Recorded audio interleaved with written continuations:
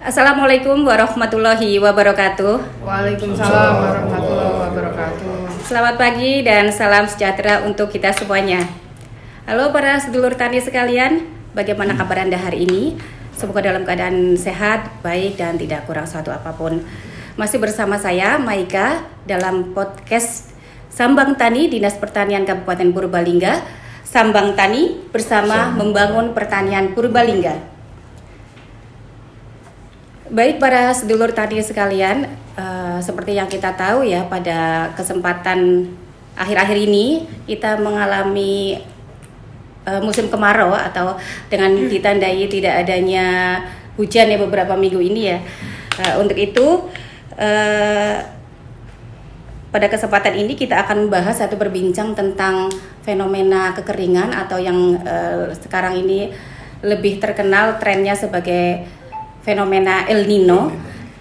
Namun apa itu El Nino, bagaimana dampaknya dan apa aja yang harus kita antisipasi, kita akan bincang-bincang bersama narasumber kita.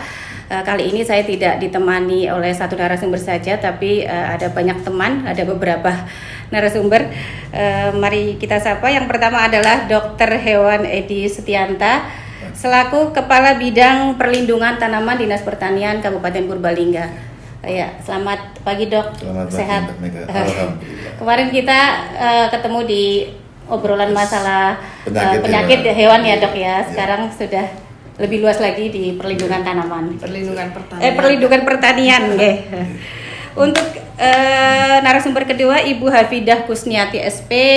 Beliau adalah Kepala Bidang Sarana Prasarana Dinas Pertanian Purbalingga. Selamat pagi Bu Hafidah. Selamat pagi Mbak Maika. Saya biasa manggilnya Mbak karena masih muda gitu. Kemudian Bapak Sugirman SP, Koordinator POPT Kabupaten Purbalingga. Selamat pagi Pak Girman. Okay. Untuk selanjutnya adalah Bapak Seno Bayu Murti SPMP selaku Penyuluh Pertanian di Dinas Pertanian Kabupaten Purbalingga. Mas Seno, gimana kabarnya? Alhamdulillah. Baik. Tetap dengan kegiatannya ya, sibuk ya Mas ya. Insya Allah. Pada kesempatan ini kita akan bahas tentang kekeringan atau fenomena El Nino ini, karena belum lama ini ya Menteri Pertanian Syahrul Yassin Limpo mengatakan Indonesia akan dilanda El Nino dengan bisa menurunkan produksi pertanian sebesar 30%, seperti itu ya, yang kita dengar di berita-berita atau dari beliau.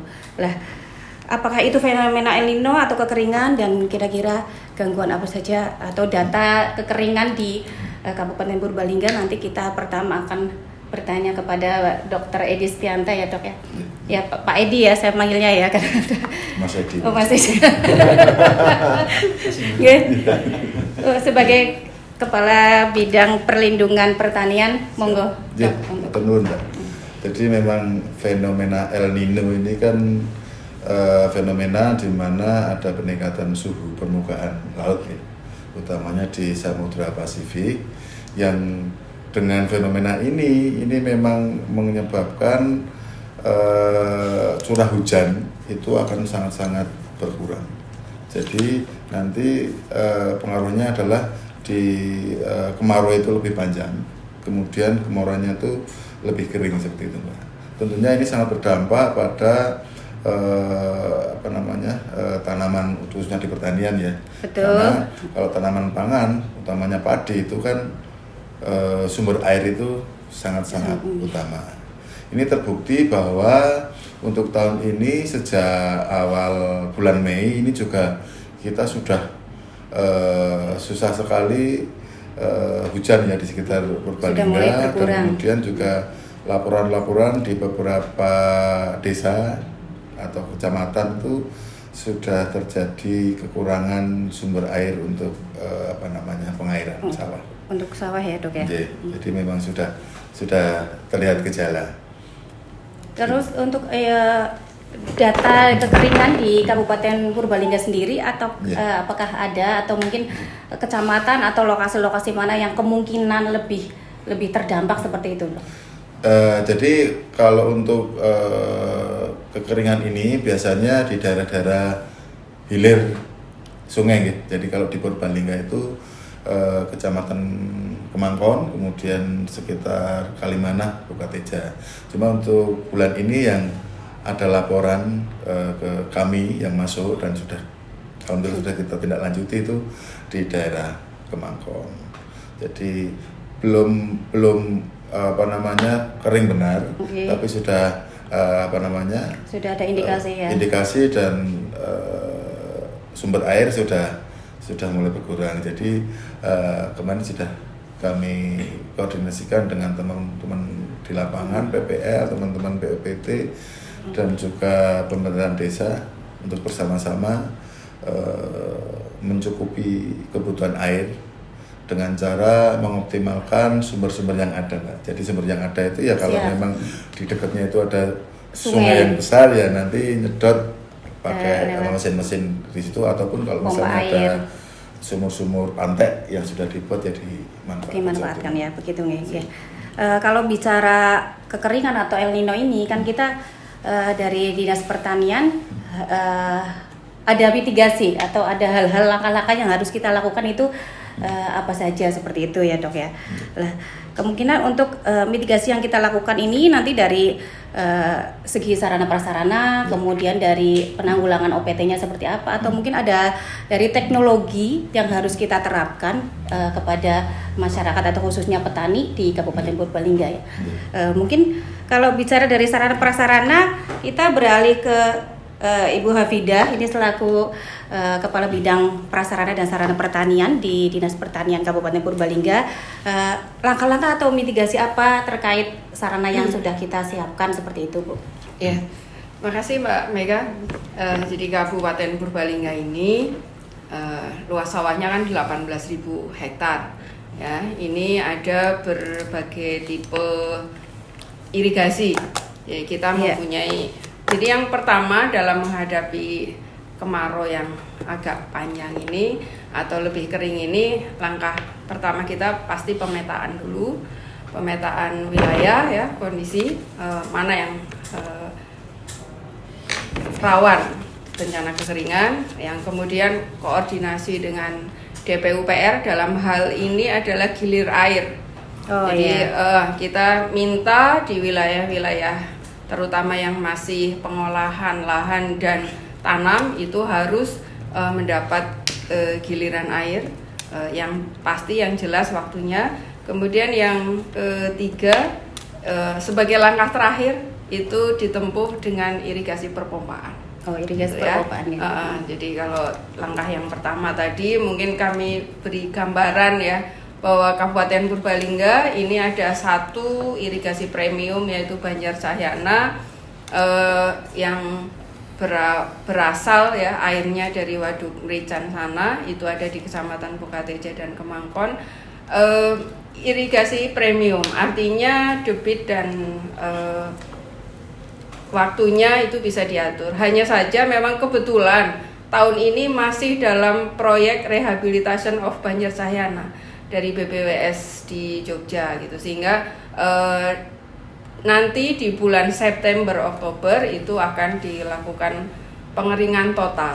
Nah ini yang menjadi antisipasi kita harus antisipasi yang dan informasi ini sudah kita sampaikan ke masyarakat. Nanti juga dari penyuluhan akan menindaklanjuti untuk lebih ke lebih jauh ya, informasinya jauh sampai ke masyarakat, sampai ke langkah-langkah selanjutnya. Mungkin tanaman apa yang cocok ditanam dan sebagainya itu nanti bisa Mas Seno nih. Nanti Mas Seno ya. Teman-temannya banyak. Iya. Tadi kalau pemetaan irigasi itu Banjar Cahyana, kemudian kita ini sebenarnya punya sungai yang debitnya selalu ada, sekering apapun kemarau, sepanjang apapun kemarau, itu Sungai Klawing, Sungai Pekacangan, kemudian Sungai Gintung, itu airnya selalu ada. Nah ini yang menjadi andalan kita nanti di perpompaan. Di perpompaan ya. Nah kalau tadi yang langkah kedua tentu koordinasi dengan DPUPR, dengan UPT. Jadi kita punya UPT 4 ya, ada di Bogateja, UPT-nya PU di Bogateja, di Purbalingga, di Bobotsari yang berlokasi di Karanganyar dan di Rembang, itu silahkan semua petani Poktan berkoordinasi dengan masing-masing UPT itu untuk masalah gilir air. Dan juga bila diperlukan untuk gotong royong pembersihan saluran agar salurannya lebih lancar lagi. Karena banyak sedimentasi, sampah dan sebagainya yang menghambat aliran air. Iya. Kemudian kalau irigasi perpompaan, nah kita dalam 5, 6, 7 tahun terakhir itu kita sudah memfasilitasi bantuan dari Kementerian Pertanian maupun juga Kementerian SDM menyalurkan bantuan pompa. Dari Kementerian Pertanian yang berbahan bakar minyak baik solar maupun pertalit sudah banyak di masyarakat. Kemudian juga dari SDM itu kemarin ada konversi dari BBM ke gas. Karena nah ini mungkin yang menjadi bayangan petani ketika harus pakai pompa itu biayanya dari mana? Gitu. Karena ada BBM itu, gitu. Jadi kan biayanya dari mana? Sebenarnya ini sudah dilaksanakan oleh petani kalau itu dikerjakan bersama-sama, skalanya dalam satu kelompok apa Poktan biayanya lebih ringan, efisien gitu. Apalagi dengan konversi ke bahan bakar gas. Ini perbandingannya ya. Kalau pakai 6 in pompa solar 6 in itu sehari semalam butuh 30 liter. 30 liter kali 6.800 itu sudah Rp204.000. Rp204.000 itu bisa untuk nanti oncorannya itu satu pompa 6 in itu bisa mengcover untuk 15 hektar. 15 hektar. Nah, kalau kita bandingkan dengan pompa berbahan bakar gas, kalau sehari semalam memang pompanya 3 in itu sehari semalam hanya habis satu tabung 20.000.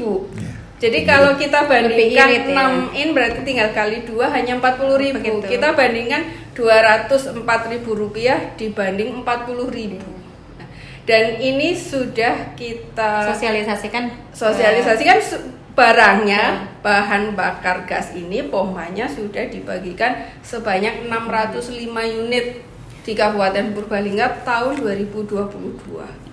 Gitu. Nah ini silahkan dimanfaatkan. Bisa dimanfaatkan ya Bu ya dengan keadaan kekeringan ini.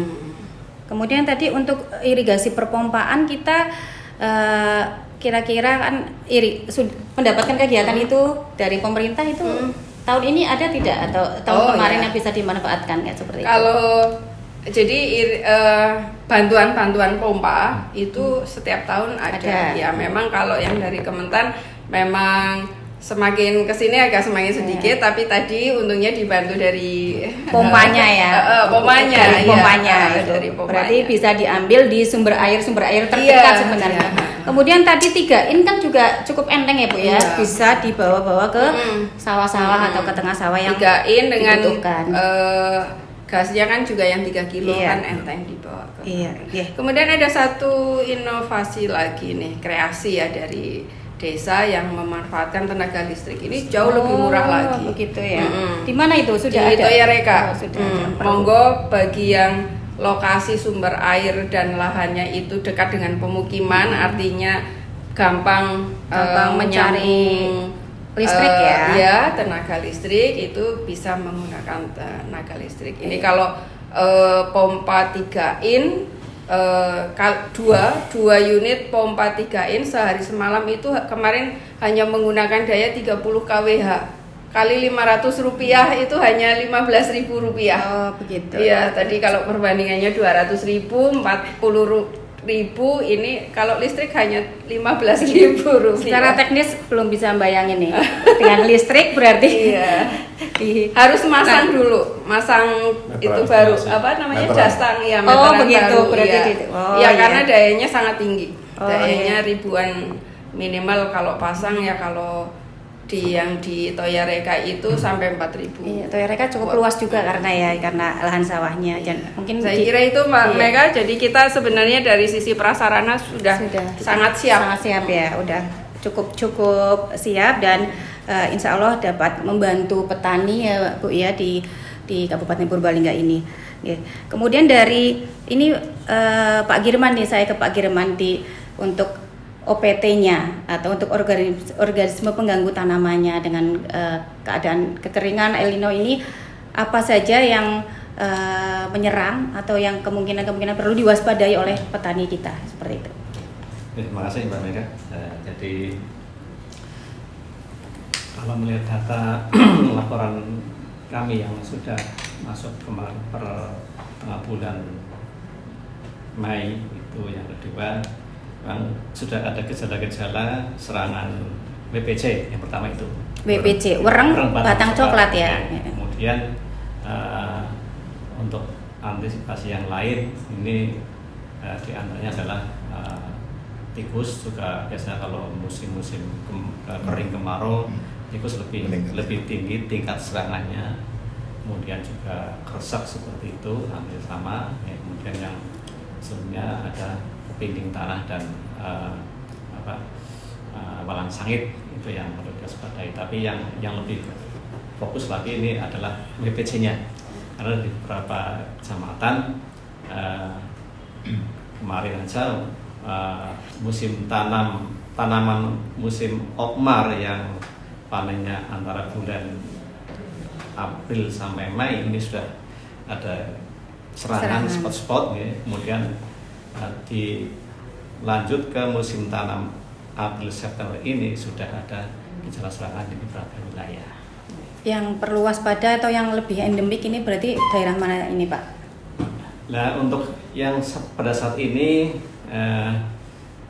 yang sudah ada itu dari Kecamatan Kemangkon, kemudian Kalimanan sebagian, kemudian juga ada di Padamara. Tapi juga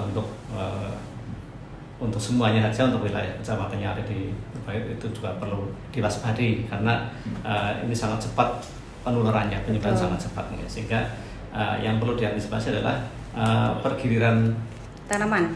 Varietas, terutama pergiliran varietas. Kalau kemarin tanam yang tidak yang bulan terserang ya, mestinya untuk musim berikutnya harus ganti varietas. Ya. Kemudian juga mengantisipasi kekeringan ini, kalau seandainya mungkin sepanjang daerah tersebut masih bisa diupayakan dengan pengairan, ada sumber air baik dari sungai atau sumur pantai atau mungkin embung, mungkin bisa segera adanya penanaman, percepatan pengolahan tanah ya. Tapi kalau mungkin seandainya tidak memungkinkan karena sumber airnya yang sangat minim, mungkin barangkali lebih baik pergiliran tanaman untuk menekan resiko kegagalan. Iya, begitu nggih para sedulur tani. Kemudian dengan cuaca panas atau cuaca kering nanti ke depan seperti ini, kalau diantisipasi berarti varietas atau tanaman apa ini yang cocok itu ya Pak Girman? Ya, kalau untuk yang masih memungkinkan untuk tanam padi bisa juga mungkin dengan varietas yang agak respon terhadap kekurangan air. Varietas Impago. Impago ya. Impago ada Impago 4, 5, 6, 7, kemudian situ bagian ini juga bisa lebih toleran kurang air. Ya, itu yang varietas yang untuk padi. Gitu. Ya, berarti untuk palawijanya masih ya bisa padi jagung atau mungkin kedelai yang bisa yang lebih tahan tidak begitu banyak membutuhkan air. Iya, spesifik lokasi juga ya Pak ya, begitu ya. Terus kemungkinan ini dari dengan adanya perubahan iklim global ini nanti kan ada juga teknologi yang harus kita lakukan atau kita upayakan. Nah ini kita ke Mas Heno nih selaku penyuluh pertanian nih, kita yang teman-temannya banyak, ini satu kabupaten ada wilayah 163 ada pasukannya. Jadi nanti kita bisa dengan teman-teman kita di lapangan, kita harapkan nanti bisa seoptimal mungkin membantu kelompok tani pada wilayah binaan masing-masing. Teknologi apa yang perlu diterapkan nih Mas dengan iklim global seperti ini? Ya, bisa dijelaskan. Terima kasih Mbak Mega atas pertanyaannya. Saya mohon izin minum dulu boleh? Oh iya, saya sampai lupa, monggo. Pak Kabid, Bu Kabid, haus juga ya, Pak Girman. Puasa ya? Sudah. Puasa ya dok? Puasa? Sudah. Oh udah ya. Ini kok pahit ya? Ya. Ternyata Ya, menghindari ini ya, darah. gula darah tinggi ya. Supaya aman dari Iya diabetes. betul. Baik, terima Gimana, kasih. Mas? Saya mencoba untuk menjawab apa yang tadi sudah ditanyakan oleh Mbak Maika, bahwa kami dari penyuluh di Dinas Pertanian Kabupaten Purbalingga tentunya juga sudah mengambil sikap antisipasi ya terhadap gejala kekeringan yang kemungkinan ini akan lebih panjang daripada tahun-tahun sebelumnya. Mungkin perlu saya sedikit menambahkan apa yang sudah tadi dikatakan, dijelaskan oleh narasumber sebelumnya, bahwa terjadinya El Nino atau kekeringan ya, jadi iklim yang sifatnya kering itu menurut para ahli lingkungan itu disebabkan karena emisi gas rumah kaca.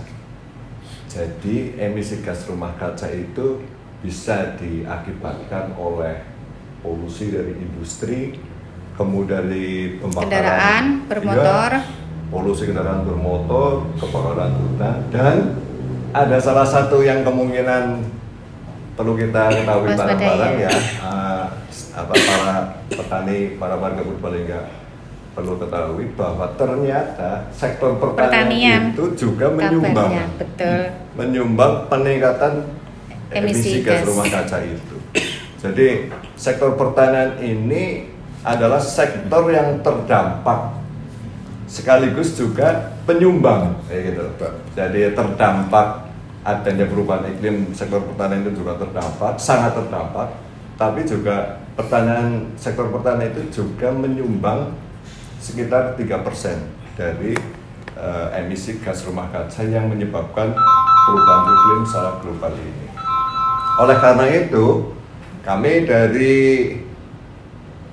pertanian, dari Dinas Pertanian Kabupaten Purbalingga itu sekarang sedang menggalakkan sebuah teknologi pertanian yang sangat cocok untuk menghadapi perubahan iklim itu, yaitu pertanian cerdas iklim. Jadi pertaniannya cerdas, atau lebih kerennya lagi itu CSA, Climate Smart Agriculture. Nah, itu kami sedang menggalakkan, sedang merintis untuk membudayakan atau memasifkan penerapan pertanian cerdas iklim tersebut. Nah, pertanian cerdas iklim itu seperti apa? Adalah sebuah pertanian ramah lingkungan. Yang jelas itu adalah ramah lingkungan. Kemudian bisa memitigasi sekaligus bisa beradaptasi dengan perubahan lingkungan.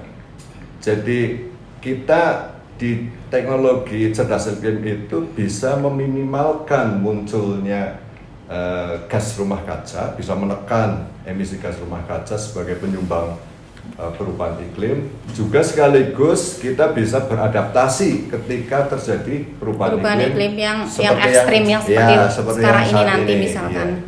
Ya, gitu. Dan pertanian cerdas iklim ini sebenarnya kumpulan dari beberapa teknologi yang sudah pernah dilakukan, betul. Yang pertama adalah penggunaan varietas unggul. Kalau kondisi perubahan iklimnya itu kering, kita menggunakan varietas unggul yang tahan kekeringan, yang tadi sudah dijelaskan oleh Pak Girman. Ya. Kita bisa menggunakan padi hibrida, padi gogo, impago. Kemudian mungkin bisa menggunakan varietas-varietas yang berumur pendek. Genjah berarti. Seperti cakrabuana gitu, supaya nanti bisa lebih cepat panen, tidak membutuhkan banyak air. Itu. Kemudian juga tidak menutup kemungkinan karena kita itu beradaptasi ya. Beradaptasi kan berarti menyesuaikan kondisi alam. Kalau misalkan padi tidak memungkinkan untuk ditanam, bisa menggunakan varietas yang lain yang kebutuhan airnya itu sedikit, seperti jagung dan palawija. Maksudnya jangan tanam padi kalau kita jangan maksa gitu ya. Iya. Daripada nggak panen nantinya ya. Kemudian pokoknya untuk padi kalau nggak padi nggak nanam, malah nggak ada penghasilan. Iya. Makanya lahannya itu sebenarnya masih bisa ditanam dengan menggunakan komoditas-komoditas yang lebih sedikit membutuhkan air seperti palawija itu. Nah, kemudian yang kedua itu kita menggunakan kalender tanam. Ya. Kalender tanam itu disesuaikan dengan musim, dengan iklim ya. Jadi kalau saat-saat seperti ini kemarauannya itu sudah mulai dan kemungkinan itu panjang, itu berarti disarankan tanamnya itu dipercepat seperti itu. Jadi kita fleksibel di dalam adaptasi perubahan iklim itu, kita fleksibel, acuannya kita terhadap alam ya, karena mau tidak mau kita harus menyesuaikan atau beradaptasi dengan perubahan alam itu sendiri. Sehingga apabila sekarang prediksinya bahwa nanti stok airnya untuk pertanian itu berkurang, maka kita harus secepat mungkin untuk menanami supaya nanti tidak resiko kekeringannya itu. Berarti nanti kalau panen kita sudah siap-siap untuk pengolahan tanah mumpung masih ada air seperti itu ya? Iya, kalau saat-saat sekarang kan baru keluar dari musim hujan, masih ada basah gitu loh. Kita manfaatkan untuk bisa mengolah tanah supaya bisa nantinya itu bisa mengejar air kayak gitu. Ini yang kalender tanamnya seperti itu. Nah, terus yang berikutnya itu adalah penggunaan teknologi pengairan berselang. Intermittent itu ya, disebut. Istilah kerennya adalah intermittent atau pengairan basah kering. Jadi khususnya untuk tanaman padi perlu diingat bahwa tanaman padi itu adalah tanaman yang butuh air kan. Bukan tanaman air. Bukan tanaman air. Jadi tanaman padi itu adalah tanaman yang butuh air, tapi bukan tanaman air. Jadi sebenarnya kebutuhan air untuk padi itu tidak harus sampai menggenang tinggi. Itu cukup 1 cm, 2 cm di atas permukaan tanah itu cukup. Bahkan ketika airnya itu sudah di bawah permukaan tanah, asalkan tidak lebih dari panjang akar, itu masih aman. Panjang akar padi rata-rata 15 cm. Jadi 15 cm di bawah permukaan air, itu baru kita aliri lagi seperti itu. Jadi efisien penggunaan air dengan harapan dengan air stoknya yang lagi berkurang ini karena penggunaan airnya efisien sehingga bisa lebih banyak yang bisa memanfaatkan air. Efisien penggunaan airnya. Iya. Gitu.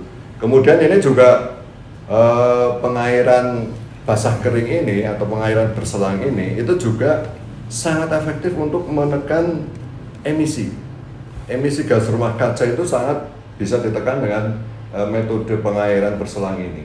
Jadi karena permukaan tanah itu terkena sinar matahari gitu ya. Jadi tidak tertutup oleh lapisan air, tetapi mikroorganisme yang ada di dalam tanah itu masih bisa menikmati udara dan sinar matahari.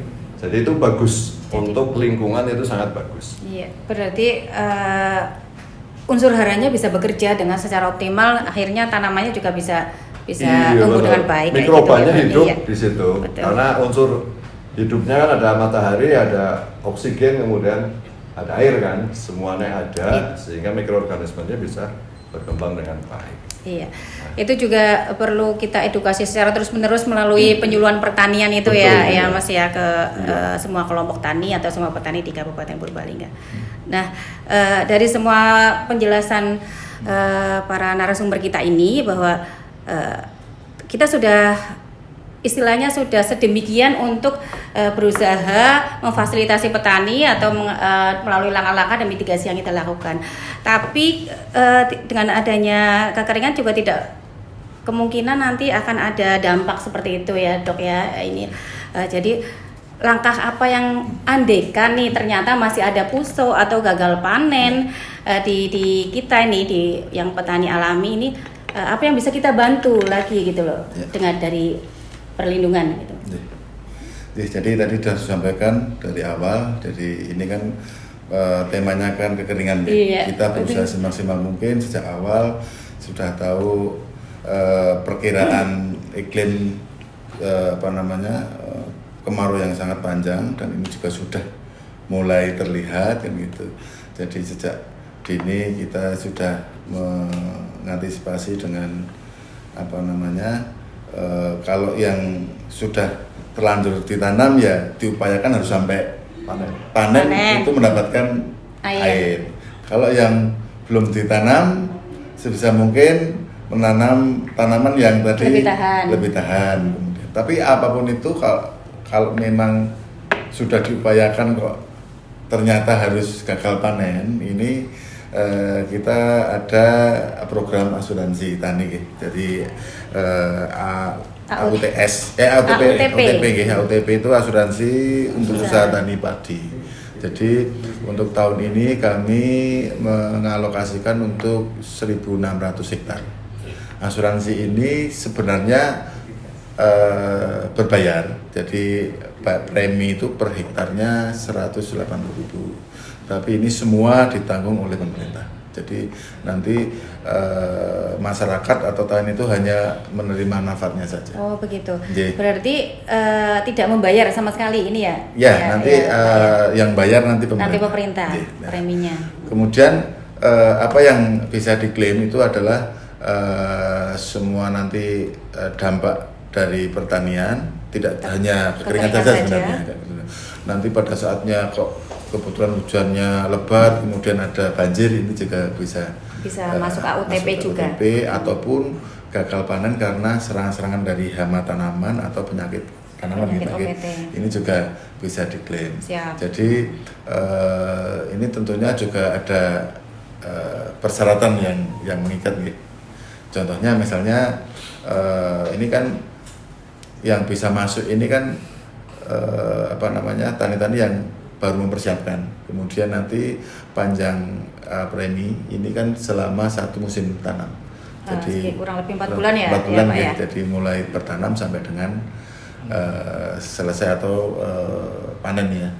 Nah, harapannya sih nggak ada masalah, tapi toh kalau sudah diupayakan semaksimal mungkin seperti yang diceritakan teman-teman narasumber tadi, tapi kok nyatanya gagal panen karena kondisi tertentu, kondisi cuaca, banjir ataupun kekeringan yang parah ataupun serangan hama tanaman itu bisa dimasukkan nanti di AUTP dengan besaran manfaatnya klaim. Besar klaim ini mereka 1 hektar 6 juta rupiah. Jadi cukup ya untuk mengganti lah mungkin untuk ini. Kita harapannya tidak ada puso ya, Pak ya. Puso atau tidak ada klaim. Tapi tetap ini kan kita sudah mulai kerjasama dengan ini kan kita Jasindo menggunakan Jasindo. Kita upayakan untuk yang tadi disampaikan wilayah yang berdampak kekeringan tadi, kita nanti bekerjasama dengan teman-teman PPL sama POPT nanti coba daerah mana saja yang nanti bisa untuk menjadi target untuk Siap. Jadi begitu nggih para sedulur tani, dari upaya-upaya kita mulai dari awal sampai penyiapan sarana prasarana sampai kemudian antisipasi kemungkinan terburuknya kita ada gagal panen juga sudah diantisipasi oleh program pemerintah. Baik para sedulur tani sekalian, sebelum kita menutup acara, saya berikan kesempatan kepada para kepala bidang dan teman-teman sekalian untuk memberikan kesimpulan atau closing ya ini. Mungkin dimulai dari Pak Edi dari bidang perlindungan pertanian. Baik, terima kasih. Jadi kondisi cuaca ini tidak ada yang menginginkan ya yang seperti ini. Makanya ini bukan tanggung jawab 1-2 orang, bukan tanggung jawab bidang satu dan bidang yang lain. Sehingga mari kita saling bergandeng tangan bersama-sama, baik yang ada di dinas, kemudian ada yang di teman di lapangan, PPL, para POPT, kemudian juga nanti kita berkoordinasi dengan Pemdes, dan utamanya adalah kelompok tani atau para tani yang bersama. Jadi harapannya apapun itu permasalahan, kalau kita cepat identifikasi, kemudian kita cepat melakukan penanganan dan pencegahan, harapannya mudah-mudahan bisa mengurangi resiko. Siap, ya. Untuk dari Bu Hafidah dari Sarana Prasarana. Ya, seperti yang kami sampaikan tadi, kalau dari jumlah pompa air ya yang ada di Kabupaten Purbalingga ini yang direkap oleh teman-teman di lapangan itu sudah ada 1.500 unit pompa lebih. Saya kira itu cukup untuk mendukung penyelamatan standing crop yang ada. Saat ini kita mempunyai target pantauan ada 6.369 hektar standing crop tanaman padi, dan juga mungkin sekitar 2.000-an hektar tanaman jagung yang harus kita pantau kecukupan airnya. Kekeringan ini, Kabupaten Purbalingga ini kan dialiri sungai-sungai yang banyak yang dari pegunungan di utara. Ini mari kita manfaatkan, kita bersama gotong royong ya.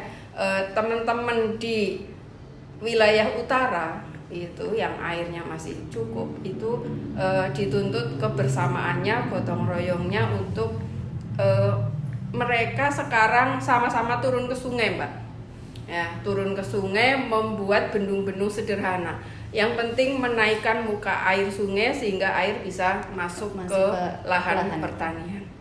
Jadi terus gotong royong. Kalau yang di atas cukup dengan gotong royong membendung sungai-sungai, parit-parit. Kalau yang di bawah gotong royong untuk melakukan perpompaan, ayo urunan beli solarnya, ayo urunan beli gasnya. Jangan saling menunggu karena uluran pemerintah kan juga terbatas ya. Itu diperlukan kepemimpinan dari para kades, para ketua Gapoktan, ketua Poktan, dan juga PPL ini yang sangat penyuluh pertanian. Iya, itu. Jadi apapun sarana yang ada, tapi kalau tidak digerakkan orangnya, sarana itu akan mangkrak. Siap. Nah, ini yang kita tidak ingin. Ini di bidang PSP ini kita sudah memberikan sarananya, harus saat inilah ayo kita manfaatkan. Harus semua kerjasama. Intinya seperti itu ya.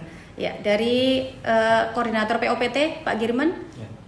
Jadi kami sama teman-teman sudah biasa setiap awal musim tanam sudah membuat kewaspadaan, baik untuk kewaspadaan OPT maupun bencana alam sesuai dengan musim tanamnya itu. Jadi kami memberikan masukan ke PPP ataupun kita bikin surat yang ditangani oleh kepala wilayah, camat atau PPP untuk diinformasikan ke masing-masing desa untuk disampaikan ke kelompok tani, sehingga untuk mengantisipasi itu sudah dari awal, sehingga jangan sampai terjadi sesuatu yang tidak kita inginkan. Iya, semoga tidak ada apa-apa ya Pak ya, aman-aman saja. Dari Mas Eno? Baik. Sedikit yang sebagai closing ini ya. Jadi karena kondisi iklimnya memang sekarang menuntut kita untuk mengambil langkah-langkah yang praktis ya. Kondisi kering itu kita harus beradaptasi terhadap kondisi kekeringan. Oleh karena itu teknologi-teknologi yang memang sesuai dengan dengan kekeringan ini kita gunakan. Itu jadi langkah adaptasi saat ini itu adalah langkah yang paling tepat saya pikir ya untuk diterapkan di dalam kondisi yang kekeringan ini. Jadi di pertanian cerdas iklim itu ada slogan saya pikir, saya rasa, saya bisa. Saya pikir, saya rasa, saya bisa. Walaupun dalam kesulitan, dalam sebuah kesulitan kita tetap masih punya jalan keluar. Itu saja keyakinan. Ya. Para sedulur tani, tidak terasa sudah lama kita bincang-bincang dengan 4 narasumber kita. Semoga para sedulur tani sekalian dapat mengambil manfaat pada podcast kali ini. Jangan lupa komen, like, dan subscribe di channel Sambang Tani Dinas Pertanian Kabupaten Purbalingga. Untuk itu saya Maika undur diri. Kita bisa ketemu di podcast lain waktu dengan topik atau tema yang berbeda. Sambang Tani bersama membangun pertanian Purbalingga. Terima kasih. Wassalamualaikum warahmatullahi wabarakatuh.